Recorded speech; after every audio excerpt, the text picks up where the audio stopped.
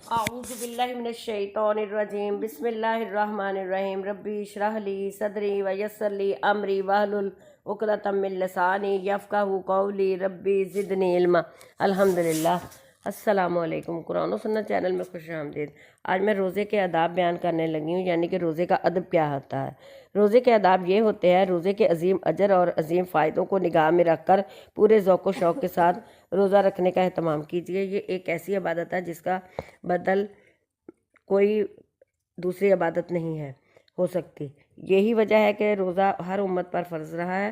خدا تعالیٰ کا ارشاد ہے: یا ایھا الذین آمنوا کتب علیکم الصیام کما کتب علی الذین من قبلکم لعلکم تتقون۔ ترجمہ اس کا یہ ہے، سورۃ بقرہ کی یہ آیت ہے۔ ترجمہ اس کا یہ ہے: اے ایمان والو، تم پر روزے فرض کیے گئے ہیں جس طرح تم سے پہلے لوگوں پر فرض کیے گئے تھے، تاکہ تم متقی اور پرہیزگار بن جاؤ، یعنی گناہوں سے بچو۔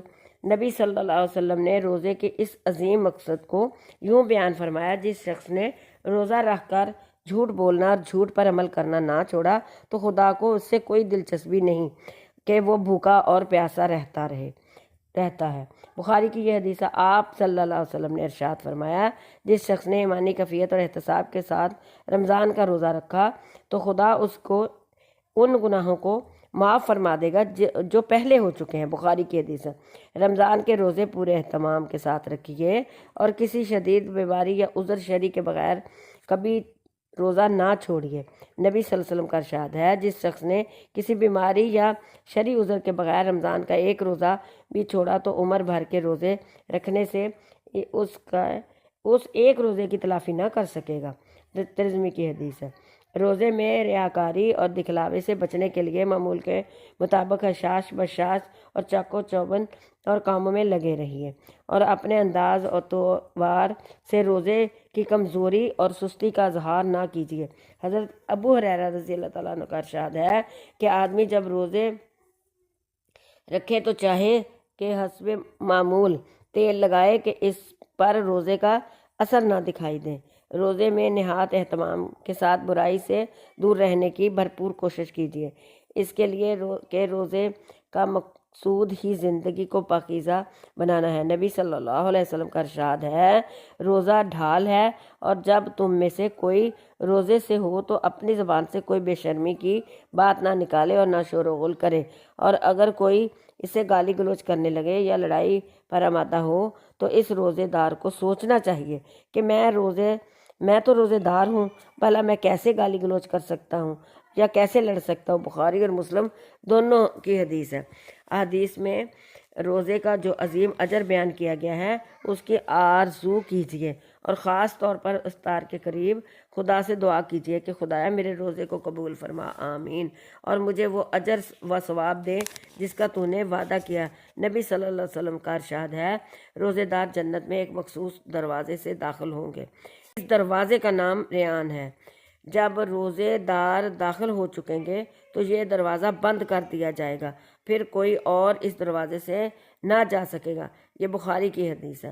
آپ صلی اللہ علیہ وسلم نے یہ بھی فرمایا کہ قیامت کے دن روزہ سفارش کرے گا اور کہے گا: پروردگار، میں نے اس شخص کو دن میں کھانے پینے اور دوسری لذتوں سے روکے رکھا، خدایا تو اس شخص کے حق میں میری سفارش قبول فرما، اور خدا اس کی سفارش قبول فرمائے گا۔ مشکات کی حدیث ہے۔ اور نبی صلی اللہ علیہ وسلم نے یہ بھی فرمایا کہ افطار کے وقت روزے دار جو دعا مانگے اس کی دعا قبول کی جاتی، رد نہیں کی جاتی۔ ترمذی کی حدیث ہے۔ روزے کی تکلیفوں کو ہنسی خوشی برداشت کیجیے، اور بھوک اور پیاس کی شدت یا کمزوری کی شکایت کر کے روزے کی ناقدری نہ کیجیے۔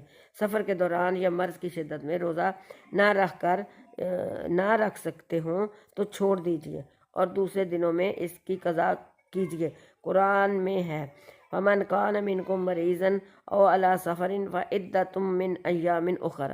سورۃ بقرہ کی یہ آیت ہے: جو کوئی بیمار ہو یا سفر میں ہو تو دوسرے دنوں میں روزوں کی تعداد پوری کرے۔ حضرت انس رضی اللہ تعالیٰ عنہ فرماتے ہیں: جب ہم لوگ نبی صلی اللہ علیہ وسلم کے ساتھ رمضان میں سفر پر ہوتے تو کچھ لوگ روزے رکھتے اور کچھ لوگ نہ رکھتے، اور نہ تو روزے دار روزہ چھوڑنے والے پر اعتراض کرتا اور نہ روزے چھوڑنے والے روزے دار پر اعتراض کرتا ہے۔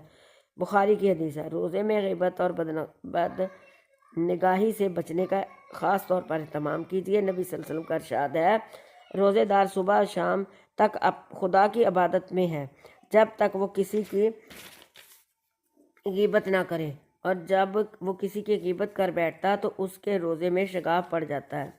حلال روزی کا اہتمام کیجیے، حرام کمائی سے پلنے والے جسم کی کوئی عبادت قبول نہیں ہوتی۔ نبی صلی اللہ علیہ وسلم کا ارشاد ہے حرام کمائی سے جو بدن پلا ہوا ہو وہ جہنم ہی کے لائق ہے، بخاری کی حدیث ہے۔ سحری ضرور کھائیے، اس سے روزے رکھنے کی سہولت ہوگی اور کمزوری سستی نہ پیدا ہوگی۔ نبی کا ارشاد ہے صلی اللہ علیہ وسلم کا کہ سحری کھا لیا کرو، اس لیے کہ سحری کھانے میں برکت ہے، بخاری کی حدیث ہے۔ اور نبی صلی اللہ علیہ وسلم نے یہ بھی فرمایا سحری کھانے میں برکت ہے، اور کچھ نہ ہو تو پانی کے چند گھونٹ ہی پی لیا کرو، اور خدا کے فرشتے سحری کھانے والوں پر سلام بھیجتے ہیں۔ اور آپ صلی اللہ علیہ وسلم نے یہ بھی ارشاد فرمایا دوپہر کو تھوڑی دیر آرام کر کے قیام اللیل میں سہولت حاصل کرو، اور سحری کھا کر دن میں روزے کے لیے قوت حاصل کرو۔ ابن ماجہ اور صحیح مسلم میں ہے نبی صلی اللہ علیہ وسلم کا ارشاد ہے ہماری اہل کتاب کے روزوں میں صرف سحری کھانے کا فرق ہے، سورج غروب ہو جانے کے بعد افطار میں تاخیر نہ کیجیے، اس لیے کہ روزے کا اصل مقصود فرمان برداری کا جذبہ پیدا کرنا ہے، نہ کہ بھوکا پیاسا رہنا۔ نبی صلی اللہ علیہ وسلم کا ارشاد ہے مسلمان اپنی حالت میں رہیں گے جب تک افطار کرنے میں جلدی کریں گے، بخاری کی حدیث ہے۔ افطار کے وقت بسم اللہ الرحمن الرحیم پڑھیے، افطار کرنے کے وقت بسم اللہ بھی پڑھ سکتے ہیں، بسم اللہ الرحمن الرحیم بھی پڑھ سکتے ہیں، بسم اللہ علی برکت اللہ بھی پڑھ سکتے ہیں۔ جب روزہ افطار کر لیں تو یہ دعا پڑھیں ذهب الظمأ وابتلت العروق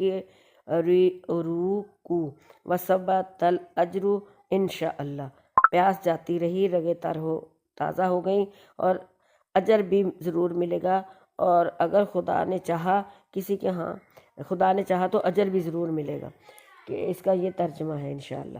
کسی کے ہاں روزہ افطار کریں تو یہ دعا پڑھیے افطر عندکم الصائمون واکل طعامکم الابرار وصلت علیکم الملائکۃ، خدا کرے تمہارے ہاں روزے دار روزے افطار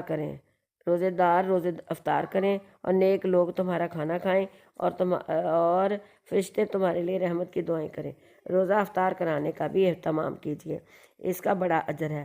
نبی صلی اللہ علیہ وسلم کا ارشاد ہے جو شخص رمضان میں کسی کا روزہ کھلوائے تو اس کے صلے میں خدا اس کے گناہ بخش دے اور اسے جہنم کی آگ سے نجات دے گا، اور افطار کرانے والے کو روزہ دار کے برابر ثواب دے گا، اور روزہ دار کے ثواب میں کوئی کمی نہ ہوگی۔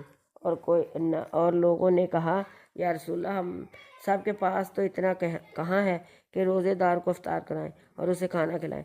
آپ صلی اللہ علیہ وسلم نے فرمایا صرف ایک کھجور سے یا دودھ اور پانی کے ایک گھونٹ سے افطار کرا دینا بھی کافی ہے۔